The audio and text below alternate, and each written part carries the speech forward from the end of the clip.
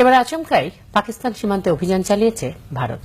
একে পাকিস্তান সীমান্তের ভেতরে জঙ্গি দমনে নিয়ন্ত্রিত অভিযান বলছে ভারতের সেনাবাহিনী। এতে নিহত হয়েছে বহু জঙ্গি।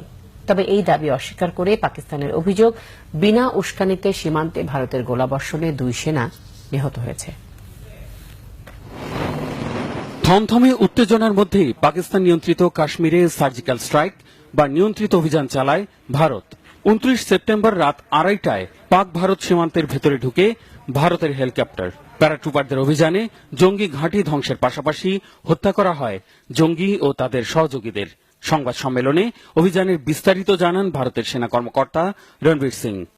Operations were basically focused to ensure that these terrorists do not succeed in their design of infiltration and carrying out destruction and endangering the lives of citizens of our country.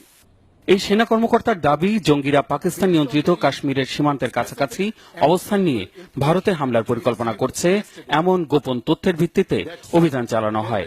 অনুপ্রবেশকারী ও জঙ্গি মোকাবেলায় এমন অভিযান চলবে বলেও হুঁশিয়ারি দেন তিনি।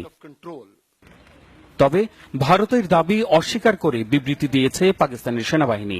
দাবি করা হয়, এমন কোনো অভিযানই হয়নি। বিনা উস্কানিতে মধ্যরাত থেকে সকাল পর্যন্ত পাক সীমান্তে গোলাবর্ষণে অভিযোগ আনা হয়েছে। এতে রেডিও পাকিস্তানকে দেয়া বিবৃতিতে একে ভারতের নগ্ন আগ্রাসন বলে ক্ষুব্ধ প্রতিক্রিয়া দিয়েছেন পাকিস্তানের প্রধানমন্ত্রী নওয়াজ শরীফ।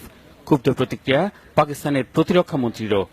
हिंदुस्तान की तरफ से स्मॉल वेपन फायर हुआ 5 सेक्टर्स में, जिसमें लीपा भी था, भिम्बर भी था और 3 और लोकेशंस के ऊपर लाइन ऑफ कंट्रोल पे उन्होंने फायरिंग की, जिसके नतीजे में हमारे 2 फौजी शहीद हुए हैं और 9 फौजी जो हैं वो जख्मी हुए हैं।